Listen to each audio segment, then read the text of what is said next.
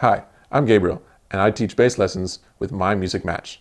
Today, we're going to be learning how to prepare a transcription project. I will be referring to a transcription project I recently completed of Ray Brown with the Oscar Peterson Trio.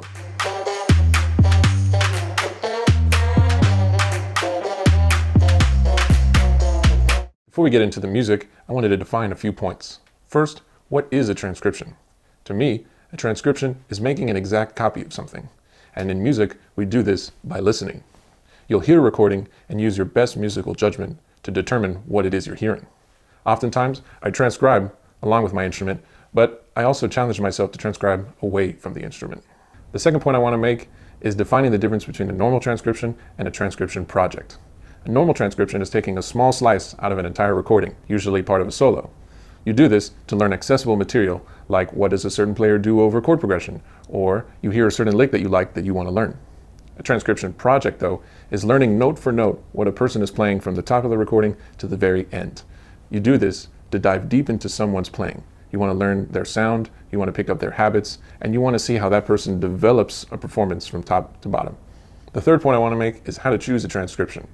First, you want to choose a tune that you thoroughly enjoy because you will be listening to it a lot. You will be listening to this song over and over and over and over again. Second, you want to find a tune that isn't too hard or isn't too easy. You don't want it to be too demanding, but you want some kind of challenge. Lastly, I would prefer to pick a tune that has some kind of groove or walking accompaniment and then a section of solo or improvisation. It's important to remember that this project is going to take a serious amount of time, so there's no need to rush through it. So let's get right into the music. Our first step is to start small. You want to familiarize yourself with the tune by listening to it over and over and over again. Then you want to learn the tune like you would any other. You're going to learn the form, you're going to learn the harmony, and you'll learn the melody. Then you want to learn the big sections of the tune, like the intro, when the melody comes in. How many solos are there and how many choruses do they take individually? Then you want to learn when the melody comes out and the outro. Then you'll create a map so that you can follow along every time you listen to the recording. Here I have intro, here's melody, melody 2, solos, and how many choruses they take. Now, step 2 is to play while passive listening. Now that we have our map, you're going to play along with the recording and follow that map. With each passing of the tune, you're going to pick up anything that sticks out immediately to you. This style of listening is called passive listening. You just follow along, let the music go by, and you'll just learn anything that immediately sticks out to you. Now, I will demonstrate how to play while passive listening. I have my map in front of me, and I'm following along with the recording. Since I've heard this recording so many times, I know that at the top of this chorus, the bass player will start at the thumb position and make his way down.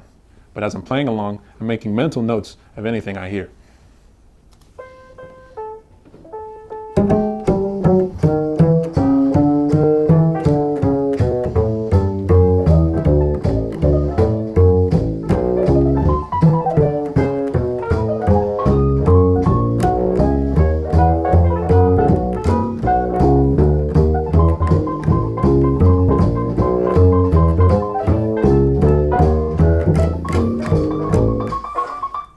I'll do one more pass and find those notes that I made.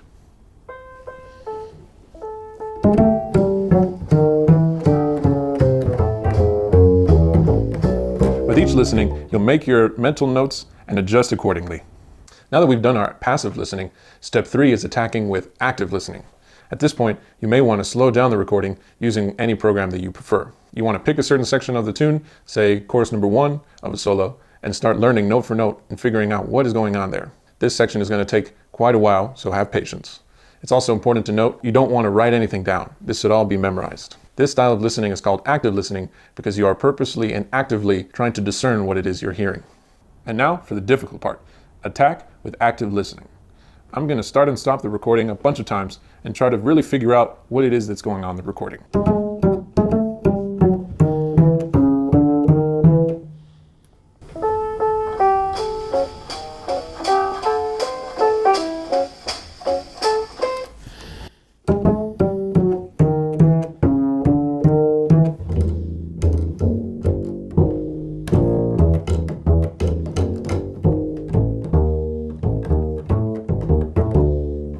And you will do this step multiple times, starting and stopping, until you've fully figured out that specific section.